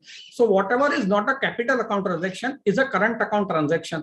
In connection with foreign trade, other current business, services, and short-term banking and credit facilities in the ordinary course of business, interest on loans, and as net income from investments, living expenses of parents, spouses, and children residing abroad in connection with foreign travel, education, medical care of parents, spouse, children. All these are typical examples of current account transaction. So if any of the transaction which your client is doing or which you propose to do fall within this category, it would be covered by the capital account, current account transaction laws.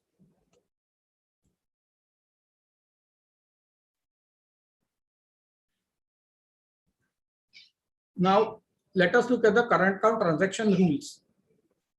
Prohibited transaction, remittance of income from receipt. Basically, under the current account rules, the Reserve Bank of India has now liberalized it to such a great extent that whatever is not prohibited is permitted. So, unlike FERA, where there was whatever was there was a restrictive list, means everything was restricted under FERA. Under FEMA, everything is permitted except what is restricted, and what is restricted is given in the 3 schedules. Prohibited transaction is given in Schedule 1. Basically, it deals with racing and lottery and that type of businesses. Then transactions, Schedule 2 covers transactions that require central government approval. So these are the transactions by various departments of the central government, like holding cultural tools, then remittances for TV channels and all that. So all this is covered by Schedule 2, and these are prohibited, and you have to take prior approval of the central government of India. Then transactions which require prior permission of the Reserve Bank of India. These are basically, there is a limit of 2,50,000 under LRS. So if some of your transactions are exceeding those limits, then you would have to approach the Reserve Bank of India, get its prior approval, and then remit the excess money, or anything above 2,50,000. You need to, if you need to remit, then you'll have to go to the Reserve Bank of India and take the permission. But as I said, in the current account transaction rule, except for the few exceptions, everything else is permitted. And if a transaction falls within the current account transaction rules and regulations, then it is 100% is allowed under the automatic rule, except for the prohibited transactions. Now let us look at the capital account transaction. What would it be? Payment for consultancy fees, would it be a capital account transaction? Then acquisition of shares in an Indian company, would it be a capital account or a current account transaction? Investment in immovable property in India, would it be a capital account transaction? Gift of immovable property to the non-resident in India, would it be a capital account transaction?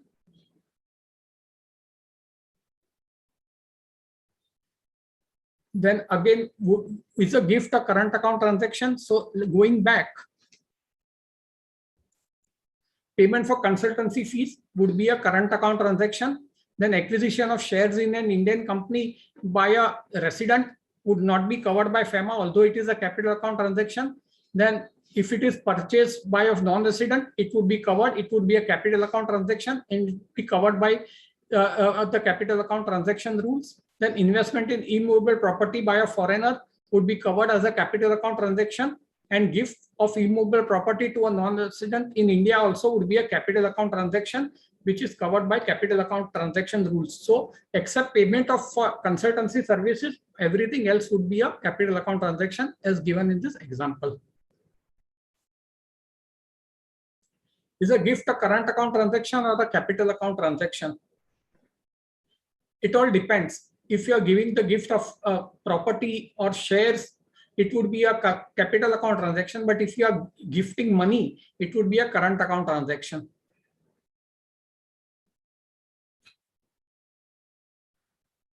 As I said, gift of money is a current account transaction, and gift of immovable property would be a capital account transaction. Similarly, gift of equity shares in an Indian company would also be a capital account transaction.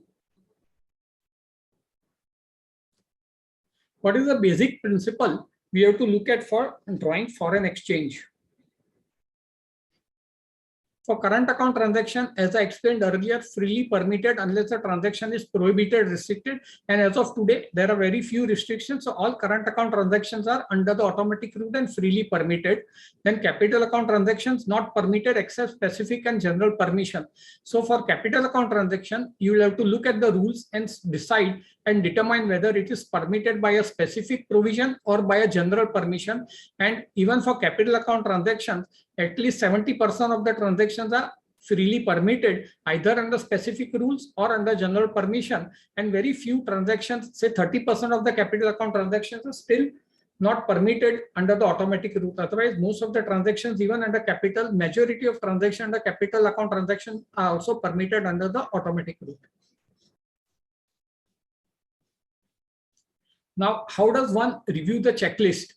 For checklist, we have to refer to the FEMA Act and determine whether it is a transaction which falls under FEMA. If it is, then yes, determine the residential status. So if the transaction is between two residents, won't fall under FEMA, and FEMA is not applicable, no need to bother about FEMA. If it is a transaction between two non-residents, yes, it would fall under FEMA. Even if the payment is made outside India, everything would be done outside India, but still if the property is in India, then the transaction will be covered by FEMA, and it would be you have to look at the provisions of FEMA. Then ascertain whether the transaction is a capital account transaction or a current account transaction.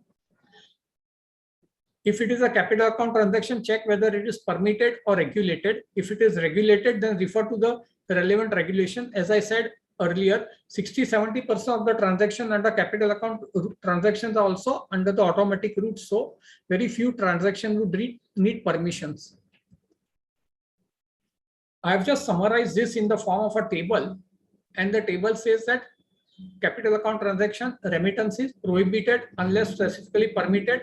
Approving authority is Reserve Bank of India, and illustration immovable investment in immovable property in India by non-resident, gift of immovable property in India by non-resident. Then current account transactions freely permitted. Banks will just remit the money once you follow the procedure, that is form A2, as well as whatever declaration, FEMA declaration they want, and the invoice of the customer, invoice of the supplier, and the bank will remit the money outside India. And if there is a restriction, then you'll have to go to the central government or the Reserve Bank of India and then take permission. But 99% of the transaction and the current account transaction rules are freely permitted, and it would be under the automatic route.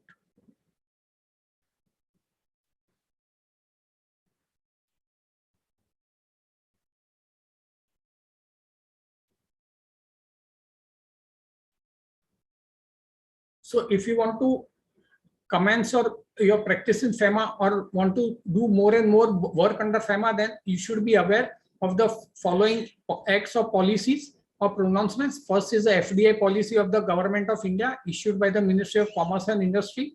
Then Foreign Contribution Regulation Act, this is FCRA as we popularly know it. Then Foreign Trade Development and Regulation Act 1992. Then Foreign Trade Regulation Act Rules 1993. Foreign Trade Exemption from Application of Rules in Certain Cases Order 1993. Prevention of Money Laundering Act, that is the PMLA. Then Black Money Act, Black Money, Undisclosed Foreign Income and Assets and Imposition of Taxes Act, popularly known as the Black Money Act.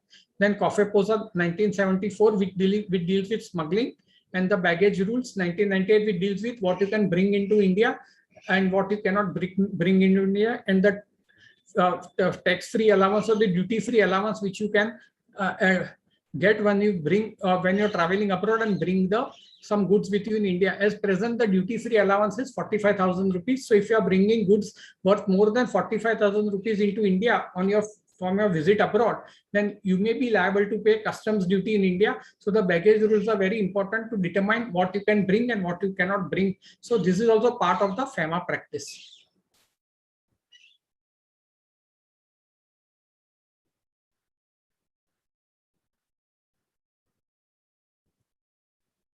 Some of the important rules which are to be looked at for procedural purposes are the Authentication of Document Rules 2000, Section 39, then Compounding Proceedings Rules, Section 15.1, then Adjudication Proceedings Appeals Rules 2000, that is Section 16.1, 17.3, and 19.2, and Encashment of Draft of Checks, Instruments, and Payments of Interest Rules 2000, Section 46. So these are the certain important rules which you should be aware of during your practice of FEMA.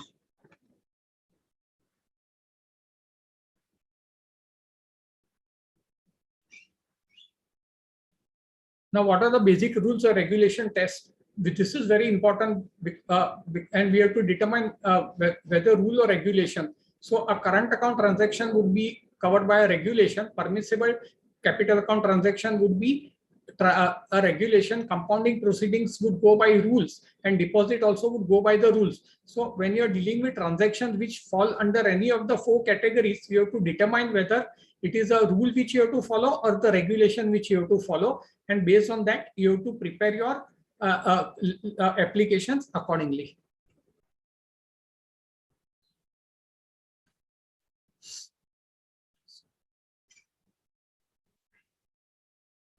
Now, opportunities for chartered accountants under FEMA. Advisory services with respect to foreign direct investment and overseas direct investment. These are the 5 areas under FEMA which you can build your practice upon. And these are the advisory services. Then certification for purposes of remittances, etc. Then compliances under FEMA, valuation of shares under FEMA, and compounding of offenses under FEMA. These are the 5 areas in which you can develop or build your practice. And advisory services would be with respect to foreign direct investment in India, that is FDI. Then overseas direct investment in India, ODI. Then certification would be for remittances under LRS scheme, that is the liberalized remittance scheme, where you can remit 250,000 rupees, 250,000 US dollars per financial year, that is from April to March. You can remit 250,000 US dollars per individual. Then other remittances under FEMA, that would be your interest payments or dividend payments or fee payments. Then write-offs under FEMA, when you are doing some import or exports, and there will be some write-offs or write-backs. So for that purpose also certification work is required. Then compliances under FEMA, there are certain issue-based compliances, there are certain time-based compliances. So that also is an area for practice under FEMA. Then valuation is there, valuation for issue of equity shares, valuation for purchase of equity shares is there, for debentures, etc. And then compounding of offenses. We'll look at each of this in a little more detail. Advisory services under FDI, you will be required to give advice on the following: selection of investment structure, whether a company or a LLP or a branch or a license office. Say for example, a foreign entity wants to come into India. It will approach you and ask you what should be the structure in India, whether they should form a joint venture, they should form a subsidiary, or they should set up a limited liability partnership in India, or they should come in as a branch or as a license office. Then depending on their plan, whether it's a long-term plan or whether they are testing the market or they just want to know what is the market in India, you will have to advise them whether to set up a company or a LLP or a branch or a liaison office. And the liaison office is generally set up by foreigners when they just want to know what is the market and get the feel of the country, get the feel of India and how the structures in India work, what is the tax department do, what are the Companies Act regulations. When they want to just test the waters, they would come in as a liaison office. Otherwise, you have to advise them to set up a branch, company or a LLP. Then advising on the tax and TDS aspects based on the structure selected. What would be the tax in the case they want to remit dividend? What would be the tax if they want to take away the fees from India? So you have to advise on the tax and the TDS aspects, as well as whether they would be required to file a return of income in India or not. That also is to be advised up to them under the FDI regulations. Then determining the applicability and availability of DTA. There are certain persons who would like to come from tax haven jurisdictions. So you have to advise them whether the DTA with India is there or not. If it is not there, then what would be the tax liability? If it is a DTA, then what would be the tax liability? And so on and so forth. So advisory under FDI will cover some of the important areas would be the selection of investment structure, advising on tax and TDS aspect, determining the applicability of DTA AA. In case of overseas direct investment, when one of your clients wants to go abroad and do business abroad, then you have to help him in selection of the jurisdiction. Say, for example, there may be a country where it has got a more favorable jurisdiction with some other country, and that other country is a DTA with India. So whether you have to go directly to the host country or you want to have an intermediary country in between, all that has to be determined.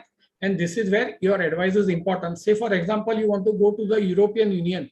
So your client may say that I want to go via Ireland, or I want to go via Malta, or I want to go via Cyprus. So because with all these countries, India has got a DTA which is much better than the DTA with the other country. But you have to analyze the cost, the tax impact, etc., and then advise whether it is better to go directly. Say, for example, you want to invest in Germany, you go directly to Germany, or you go via Malta or Ireland or Cyprus. That you have to advise them depending on the tax structure and the type of activity which your client wants to do in that foreign country. Then selection of the investment structure, as said above, whether you should set up a company or a LLP or a branch or a liaison office, depending on what he wants to do and what are his long-term plans for the business. Then determining the applicability and availability of the DTAA and claiming foreign tax credit. Now, this is a very important aspect where we have to advise whether if he is going directly, whether he will be eligible for the foreign tax credit or not, and how he will be claiming the tax credit. This all you have to advise him when he's setting up business abroad. Then for certification purposes, CS can offer services for remittances under LRS, because whenever you are remitting, you have to fill up Form 15CB. So you will have to give us your certificate under section in Form 15CB for remittances under LRS, that is study overseas, maintenance of close relatives, gifts, donations, etc. Then other remittances such as dividend, interest, royalties, fees for technical services, etc. And remittances toward overseas investment, as if you're doing ODI investment, then capital account, loans, etc. You will have to fill up Form 15CB before the bank will permit remittance of the money. So here we can help them by issuing certificates under 15CB. Then issue of certificates for write-offs with respect to exports and import of goods and services. Say, for example, your client has exported certain goods, and now some part of the money is not receivable due to some quality problem or quantity in short supply or something, and some money is not coming back. So for write-off and write-backs, in case of imports, you have to give your certificate. So that is one area of practice which we can develop. Then certificate to banks with respect to borrowings for exports and imports. Most of the banks, they require CA certificate to determine what was the earlier period export, what is the forward contracts which the customer is entered into, and all this. For this, they will require a chartered accountant certificate, plus also Export Promotion Council certificates also have to be given. When you go to register, when your client goes to register for the with the Export Promotion Council, they would ask for a CS certificate to say what was the turnover for the last 3 years, for which you say, for example, you are seeking registration from April 22 to March 23. Then they will ask for a certificate, turnover certificate for the earlier 3 years, that is March 21, March 20, and March 19. So all these certificates you have to provide. So this is one area of practice where you will be required to issue certificates for registration with Export Promotion Councils. Then there are compliances. Say for example, compliances are in case of FDI, it would be application under the approval rules.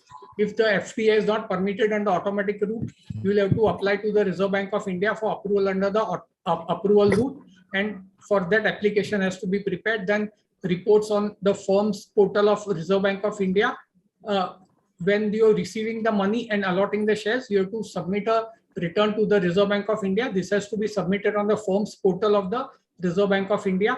Also, at the time of sale or transfer or purchase of investments from non-residents or by non-residents from residents, a form FCTRS has to be submitted on the firm's portal of Reserve Bank of India. So all this has to, is an area of practice.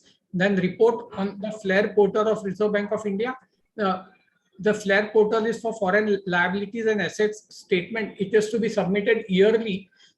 Whenever this is to be submitted by corporates only, means individuals are not required to submit FLA, but corporates or partnership firms are required to submit FLA statement on a yearly basis on or before 15th of July every year, following the March, to declare whatever the foreign assets and liabilities are. So if there is FDI investment or ODI investment in the company, then you will have to file Form FLA before 15th of July.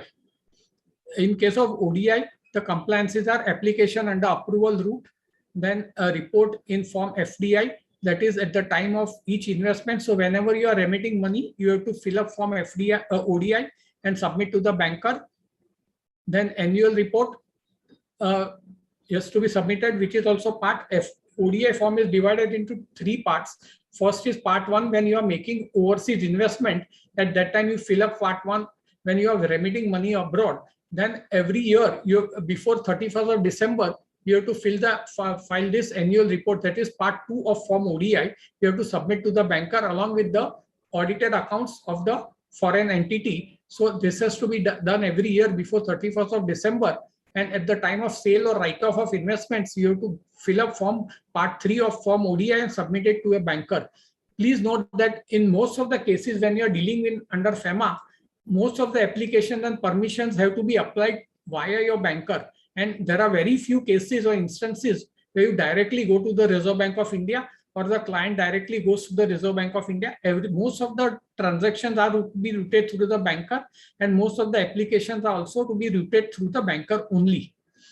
Then in case of ECB application, if it is under automatic route, you will have to fill up Form ECB and get the loan registration number. If it is under the approval route, you will have to still fill up Form ECB, get the bank to approve it, and then the Reserve Bank will allot the loan registration number. So either under automatic route or approval route, in case of ECB, you have to fill up Form ECB and submit to a banker to get the LRN number. Then you have to file monthly ECB reports. And this is very important, because if you don't file these monthly ECB reports till the ECB loan is totally repaid along with the interest, then there is a very heavy penalty imposed by Reserve Bank of India for each month of delay. So this is one area of practice that chartered accountants are very helpful for preparing this ECB report. This has to be submitted in Form ECB2. So you have to submit this report on a monthly basis. So if a client has borrowed money from overseas under the ECB route, then it is very pertinent and important that you file the ECB reports every month. Otherwise, the penalty is very heavy, and the Reserve Bank of India generally does not waive the penalty or reduce the penalties. Then practice area valuation. Valuation reports can report at the time of investment in Indian entities, because you need a valuation certificate to determine what should be the actual price of the shares. And in case of FDI investment, you say, for example, the issue of shares can be at a price which is higher than the valuation report price. So if, say, for example, if the valuation has come to 100 rupees per share, the foreign, you can take from the foreign investment either 100 rupees or anything more than 100 rupees, but you cannot take 99.99 rupees. That is not permitted by RBI. So in case of FDI, the shares have to be sold to the foreign investor at a price which is worked out on the basis of the valuation report. It's the same price which is worked out, or the price which is higher than the price mentioned in the valuation report.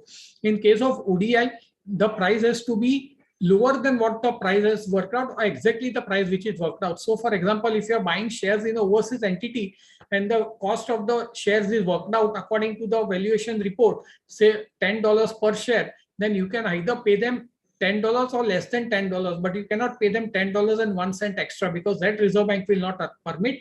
So this is one important thing to be kept in mind, that valuation report is very important, because based on the valuation report, you will be permitted to receive money or remit money overseas for investment purposes. Then again, valuation report is required for transfer of shares, because whenever there is a transaction between a resident or a non-resident, or between two non-residents, valuation report for transfer of shares will need to be obtained, and without the valuation report, the bank will not accept the form FCTRS. So valuation report is important. Now your client may say, I'm transferring to my other entity in overseas only. I am not transferring to anybody in India. But why do you need to have a report from an Indian chartered accountant or Indian and other professional? So the reason for that is that, because the underlying shares are in India, and in the case of equity shares, the situs of the shares is in India, and that's why, because the situs of the equity shares is in India, the asset is in India, and that's why the transfer valuation report will be required, even if the transaction is between two non-residents with respect to transfer of equity shares or preference shares or debentures, because the situs will always be in India.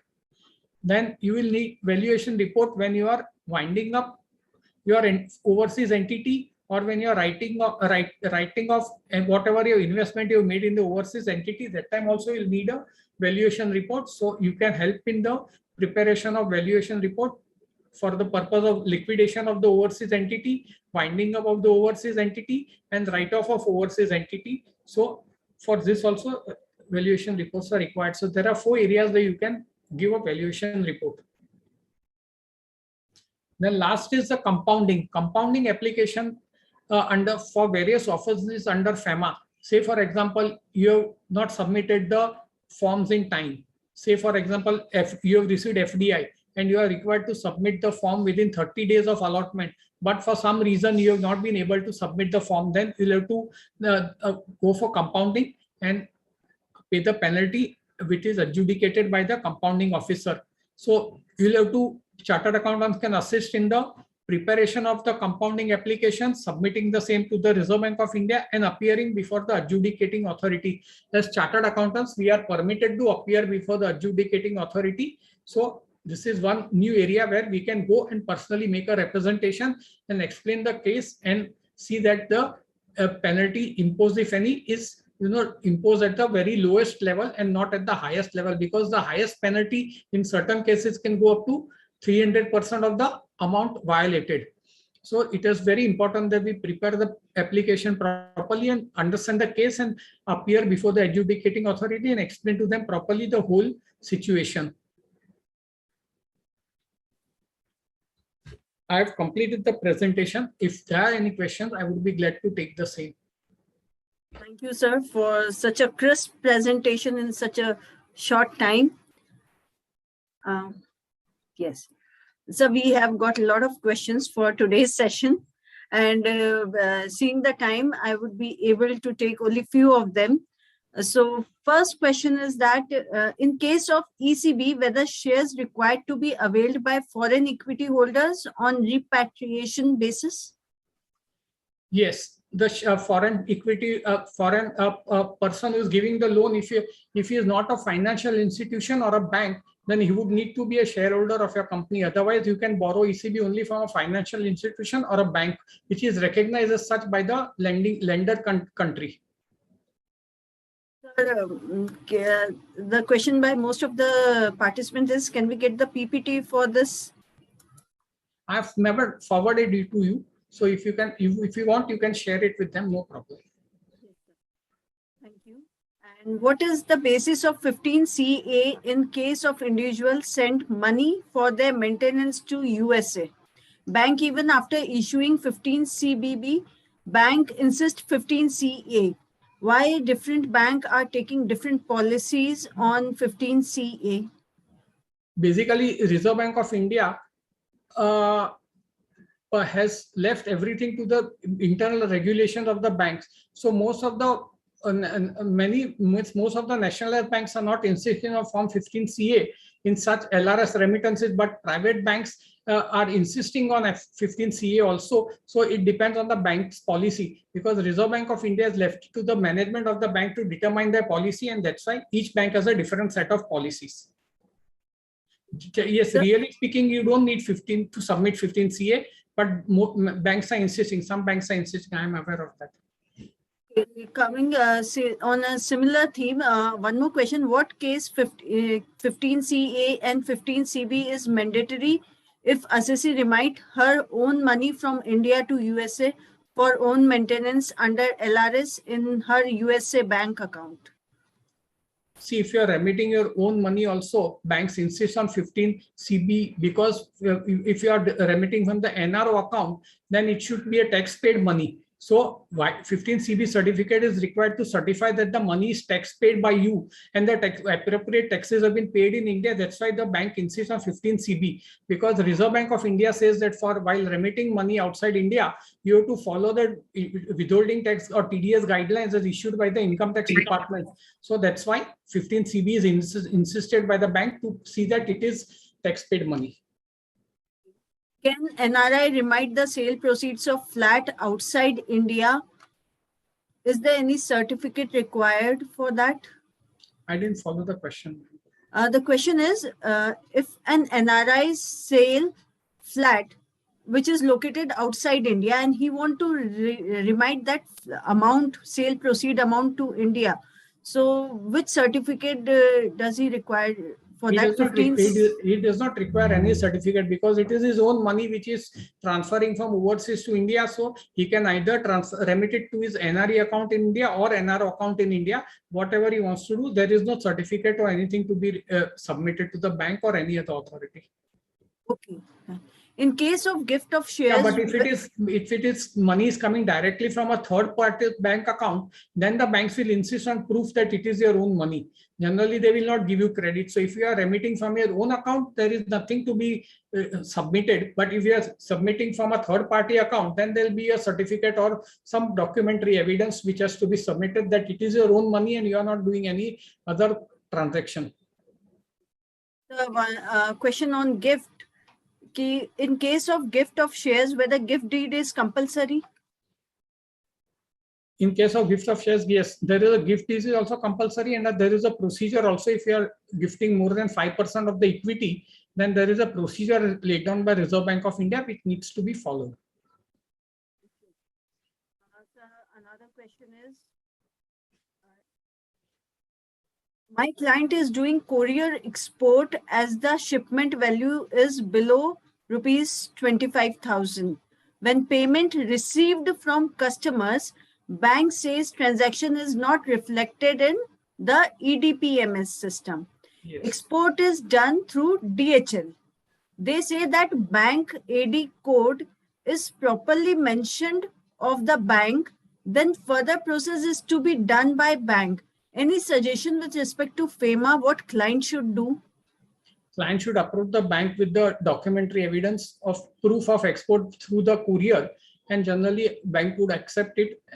There should not be any issue, but you have to give him the proper proof that this customer clears it as an export of goods. That otherwise that GR will not be closed and it will be a major issue. So to give them the proper documentation, collect it from DHL and give it to the bank, stating that this is what we have done, this is how we have done, and this is the reason why we have done it, because it was below a certain amount, and we have exported via courier, because there are certain limits. If your export turnover does not exceed a certain limit, then you are generally not allowed to send the goods directly without the banks. You have to send them through the banks only. You cannot directly send it to the customers. Okay. So another question is also related. We can overshoot the time, madam, by 5-10 minutes if you want. I'm okay with it. Just so 6 o'clock, sir. Yeah, so we can overshoot it. If there are a few more questions on the remaining, I can take them all. Last two questions I'll take. ECB can be taken from individual, and in that case, shares to be on repatriation basis is must. Yes, we did this in the first question. Yes, shares on repatriation is a must.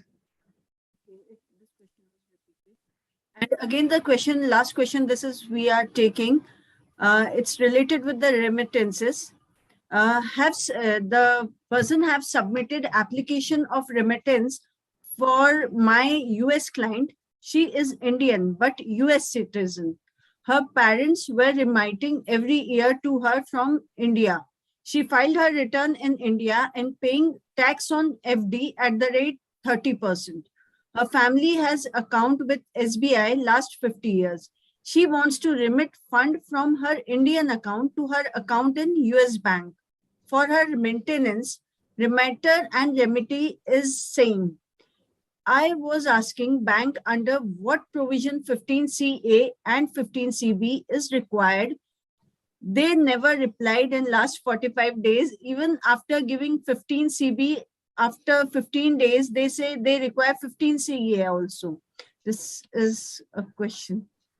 Yeah, as I said earlier also, that each bank has its own policy, because Reserve Bank of India has left it to the bank board to decide the policy. So if the bank is insisting on 15CA, you will have to submit. Yes, I agree with you. You don't need to submit 15CA because it's your own money which you are remitting, and it's since you are giving 15CB, which says it's a tax-paid money. But still, if the bank is insisting because of the internal policy, you will have to give that form. Otherwise, they will not permit the remittance. So this is a bank policy. Reserve Bank of India does not provide any guidance on that. Thank you, sir. That's all with today's Q&A session, and it was really very enlightening session. And you have presented FEMA in such a short time, in a very lucid and simplified manner. That's what I can say, emphasizing all important rules, sections, which one go through and to master his art, to be a FEMA expert. And definitely you have thrown light on the important sections, rules, which as a practitioner we need to excel ourselves in this field. And obviously this is a very booming field, and covering all the complexities and practical issues. Thank you very much on behalf of ICAI, CPE committee, and all the participants. I extend my heartiest vote of thanks to you, sir. And we would like to see you more on the platform. Thank you. Thank you, definitely. And I thank all the participants today for joining us. Stay tuned with us. Thank you. Here we end our today's session. Have a nice time. Thank you, ma'am. Thank you. Thank you. Thank you, Dipti ma'am, for moderating the complete session. Thank you so much for your valuable time.